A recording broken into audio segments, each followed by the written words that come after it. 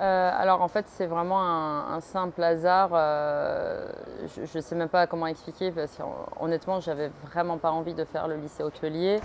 Et c'est quelque chose qui s'est fait parce que, un petit peu par force. Ma mère m'a inscrit parce qu'elle m'a dit il faut absolument que tu fasses ça. Et en fait, c'était vraiment dans le but de faire de l'hôtellerie. Et au final, j'ai vraiment découvert une passion. C'est vraiment pas un déclic, en fait. C'est tout simplement que j'avais des bons résultats.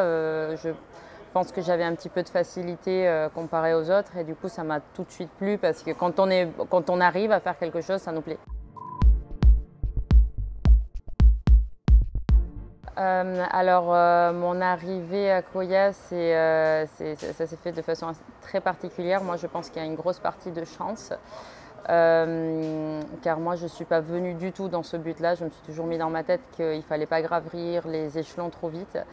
Et c'est vrai que c'est des opportunités qui arrivent comme ça. En effet, mon chef à l'époque a été promu chef exécutif du groupe.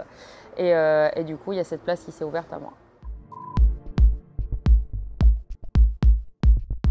Alors, nous avons plusieurs plats signatures. Donc, on va voir toute la partie plat signature de Koya. Donc, on a quand même un bon 60% du menu qui appartient à Koya.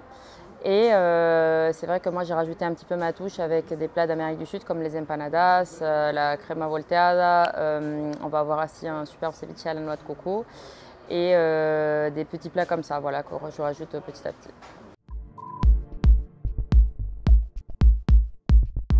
Alors moi, je ne me rends pas forcément compte car pour moi, quand j'arrive dans une cuisine, je ne suis pas un homme ou une femme, je suis une cuisinière avant tout. Et dans ma brigade, j'ai 60% de filles sur une brigade de 30 cuisiniers. Et pour moi, vraiment, il n'y a pas de genre dans ce métier. Une fois qu'ils ont leur tablier dessus, en fait, ils deviennent des cuisiniers, peu importe leur genre. Alors, il y a toujours beaucoup de sexisme. Forcément, quand on devient chef, ça devient beaucoup plus facile parce que les personnes qui acceptent de travailler avec moi, ils acceptent le fait que je sois une femme et que je donne des ordres. Mais c'est vrai qu'auparavant, j'ai eu beaucoup de mal, surtout parce qu'il y a des hommes qui n'aiment tout simplement pas qu'une femme, voire beaucoup de fois plus jeune qu'eux, leur disent ce qu'il faut faire. Et c'est un peu difficile de s'imposer. Alors le monde de la cuisine au Venezuela, c'est vraiment quelque chose que je qualifie d'extraordinaire. C'est un pays où la gourmandise elle est partout, où on tient vraiment aux produits de notre terroir. Et c'est vrai que c'est dans une situation très compliquée en ce moment, la situation, c'est difficile de trouver les produits, etc. Et malheureusement, c'est un pays où la faim règne.